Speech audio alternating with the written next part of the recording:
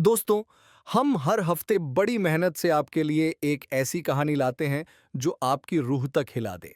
अगर आप हमारे चैनल खूनी दरवाजा की हॉरर कहानियां एंजॉय कर रहे हैं तो चैनल को सब्सक्राइब कीजिए और लेटेस्ट वीडियो की नोटिफिकेशन के लिए बेल आइकन जरूर दबाइए। समीर और उसके दोस्त रवि और नवीन हर यंगस्टर की तरह ट्रैवलिंग के शौकीन थे। उस साल उन्होंने मिलकर एक रोड ट्रिप प्लान की, नैनीताल की ओर। रवि और नवीन ने अपनी अपनी बाइक्स निकाली और तीनों निकल पड़े पहाड़ों की वादियों में खो जाने।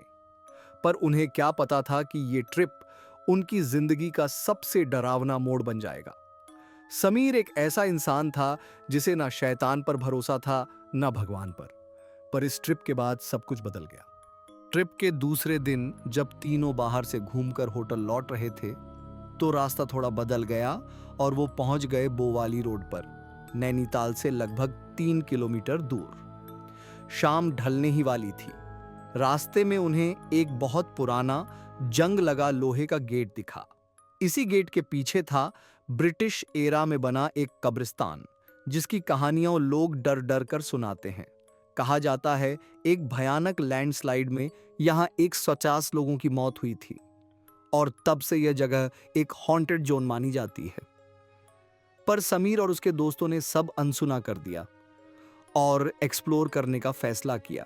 तीनों कब्रिस्तान के अंदर गए, बेपरवाही से सेल्फी लेने लगे, जोर जोर से हंसते और बोलते रहे। रवि ने उन्हें चेतावनी दी पर तब तक बहुत देर हो चुकी थी। वो मरे हुए लोगों का मजाक उड़ाने लगे। उन्हें अंदाजा नहीं था कि यह उनकी सबसे बड़ी गलती साबित होने वाली है। करीब आधा घंटा वहां बिताने के बाद तीनों होटल के लिए निकल पड़े, लेकिन 1 किलोमीटर की दूरी तय करते ही उन्हें अपने शरीर में अजीब सी थकान और तेज दर्द महसूस होने लगा, जैसे कोई उनकी जान खींच रहा हो। किसी तरह होटल पहुंचे तो सर चकराने लगा, शरीर बुखार से तपने लगा और तभी उन्हें एहसास हुआ कि वो अकेले नहीं हैं। रवि को शीशे में दिखा काले साए समीर और नवीन से उनकी आत्मा खींचते हुए। तीनों बेहोश हो गए। जब समीर की आंख खुली तो खुद को फिर से उसी कब्रिस्तान में पाया। वो और उसके दोस्त रास्ता ढूंढने लगे, लेकिन सब बेकार। फिर समीर का पैर एक कब्र पर पड़ा और उसने जो देखा उसकी रूह कांप गई। उस कब्र पर नवीन का नाम था, बगल वाली कब्र पर रवि का नाम और तीसरी कब्र पर खुद समीर का नाम खुदा हुआ था। अगले ही पल समीर के पैरों से रवि का कटा हुआ सिर टकराया और नवीन की आंखें काली हो चुकी थीं। वो गर्दन टेढ़ी करके समीर को घूरने लगा और अगले ही पल उसने समीर की गर्दन पकड़कर हवा में उठा लिया। तभी समीर की आंख खुली। वो होटल में था। एक बुरा सपना। पर जब उसने ये सब अपने दोस्तों को बताया तो चौंकाने वाली बात पता चली। रवि और नवीन ने भी ठीक वैसा ही सपना देखा था। डर के मारे तीनों होटल रिसेप्शन पर पहुंचे। वहां उन्हें मिला अजय, एक लोकल वेटर जो पहाड़ी प्रथाओं और आत्माओं की कहानियों को अच्छी तरह जानता था।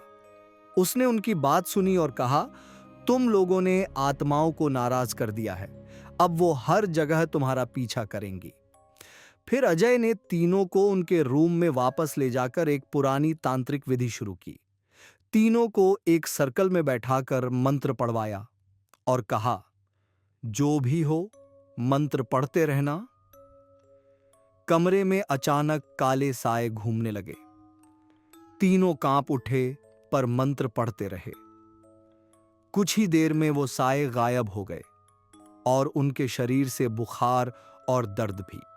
अगली सुबह सब कुछ सामान्य था, ना दर्द ना बुखार। बस रह गया तो वो डरावना अनुभव जो वो जिंदगी भर नहीं भूल पाएंगे। उन्होंने वादा किया कि अब कभी किसी भी हॉन्टेड जगह के साथ मजाक नहीं करेंगे।